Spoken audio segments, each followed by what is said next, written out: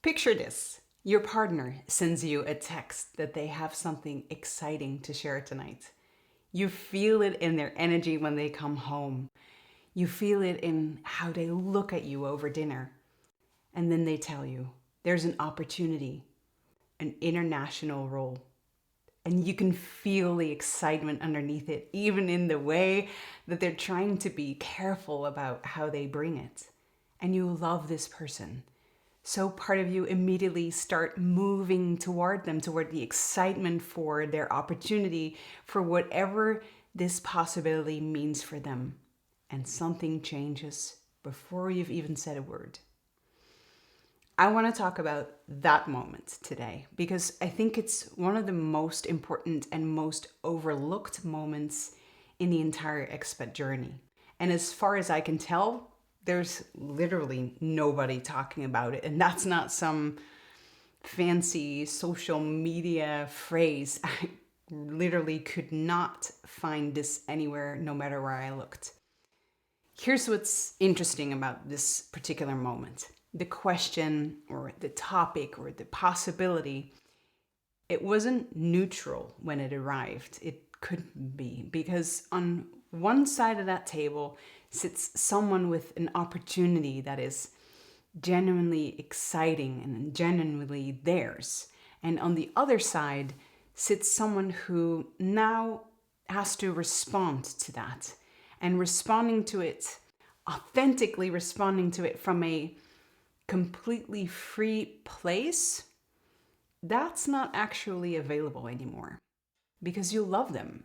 And when you love someone, their hopes immediately become part of you before you've even located your own response. I'm not talking about suppressing your own feelings or anything like that. This is just what attachment does. It's part of who you are, the part of your identity to love them and want the best for them and look out for that. And that does mean that from the moment that the question enters the room, you're no longer just feeling your own feelings. You're already managing. You're scanning the room before you've had a chance to scan yourself. And here's what I want to say quickly and very clearly, because I know some of you watching this were excited for the news. Maybe you were even the one leaning forward before they'd even have the chance to finish their sentence, or maybe you pushed toward the possibility more than they did. And still, it's true. The excitement can be real, and the door to total freedom still closed the moment this question was born. These two things can both be true at the same time, and I'll explain that in just a little bit. Let's go back to the kitchen table for a moment, because in that moment, beneath whatever expression lands on your face, a whole other conversation is already happening. Questions you maybe don't even let fully form because they feel and are in a way dangerous, or at least very confusing to have. Like, what does this mean for me? What would I have to leave behind?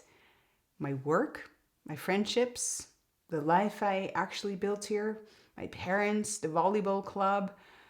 What happens to that? What about the kids and their school and their friends?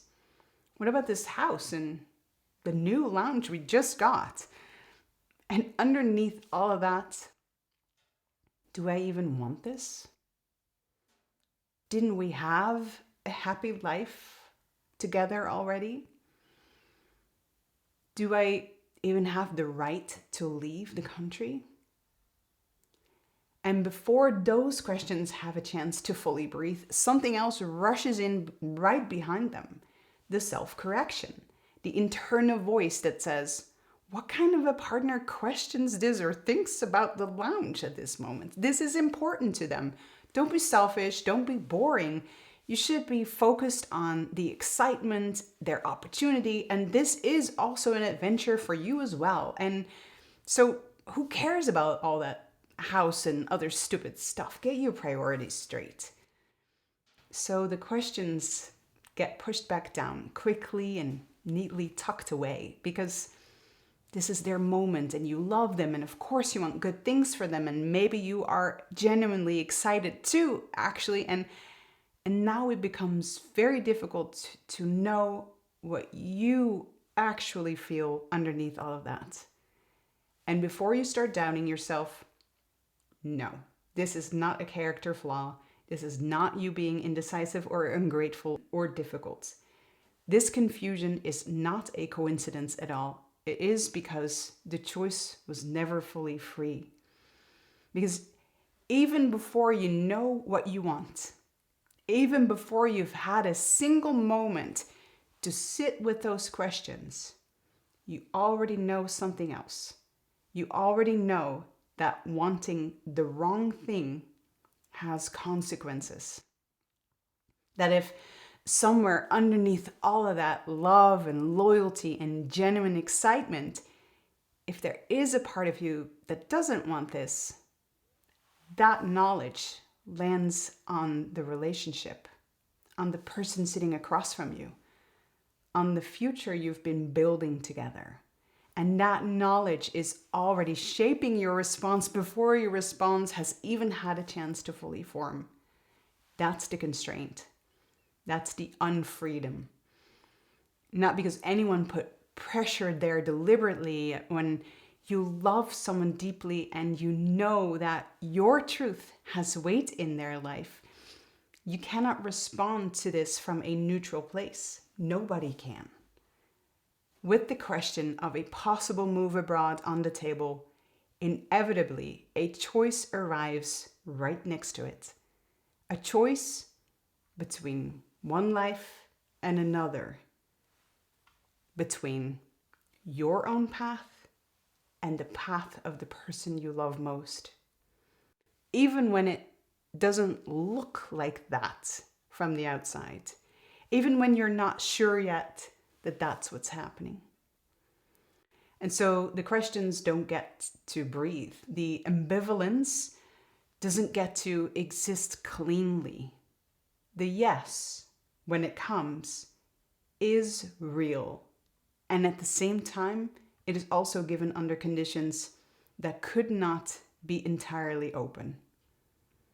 I want to share something personal here because I think it's illustrating exactly what I mean, and it's not the obvious version of the story. If we haven't met yet, I am Ava, by the way, Expat Transition Coach and Advisor. I'm using my degree in psychology and my own lived experience of expat life to help people fully live their life wherever they are or for how long with purpose.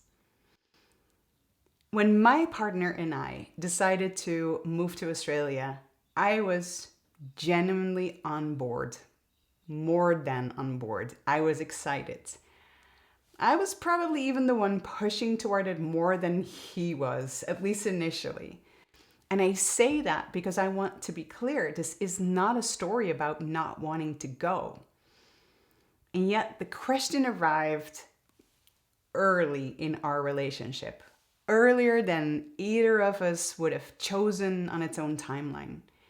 And so certain things got accelerated, moving in together before we'd naturally have gotten there, making decisions about a shared future before we'd had the space to arrive at them slowly. Neither of us forced anything, but the question existed and it had a timeline, and that timeline became ours, whether we'd chosen it or not. I wanted to go, and something still got compressed. Both of these things were true at the same time.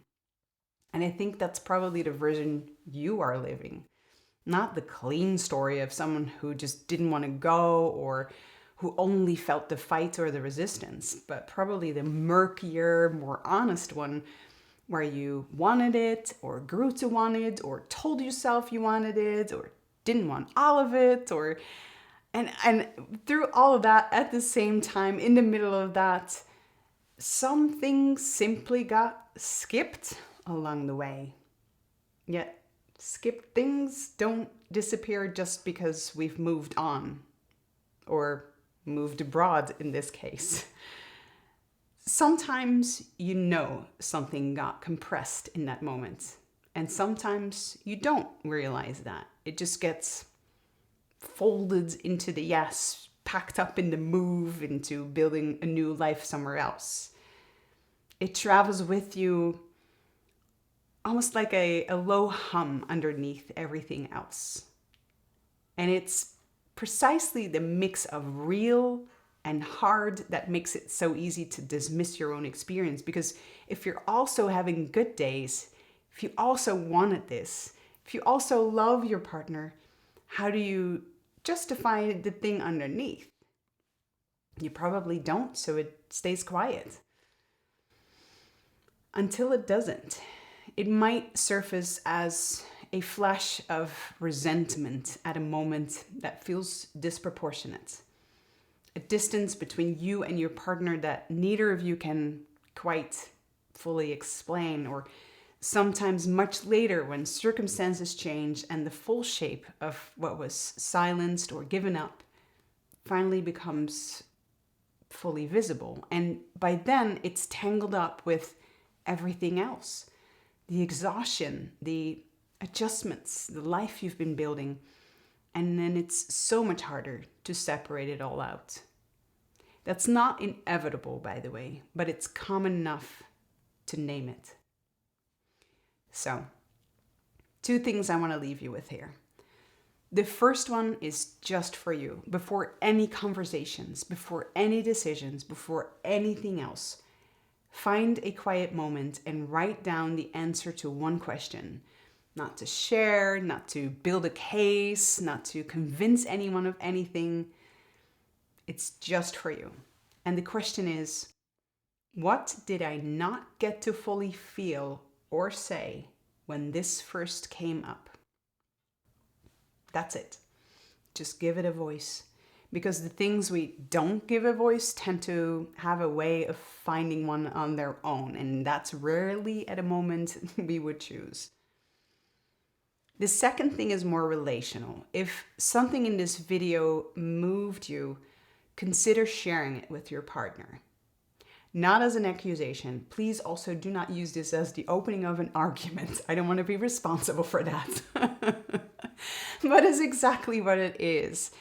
A conversation that someone else started, me in this case, that might make it easier for you to start a conversation of your own.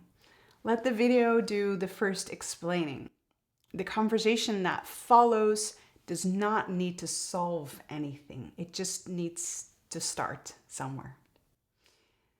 What you felt in that moment at the proverbial kitchen table that changed, those questions you pushed down, and that yes, that was real and also not entirely free, that was never nothing. It was never you being difficult or ungrateful or too much. It was you navigating something that has no clean way through. And you did it mostly alone, without language for it, without anyone naming it. And that's what I'm here for. If this resonated and you want to go deeper, if you're somewhere in this transition and you're carrying something that hasn't had its moment yet, I work with expat partners on exactly these types of things. The link to book a free conversation with me is in the description. No pressure, no pitch, just a real conversation about where you are and what would help you next. And if you're not there yet, that's okay too. Subscribe, stay close. There's more coming.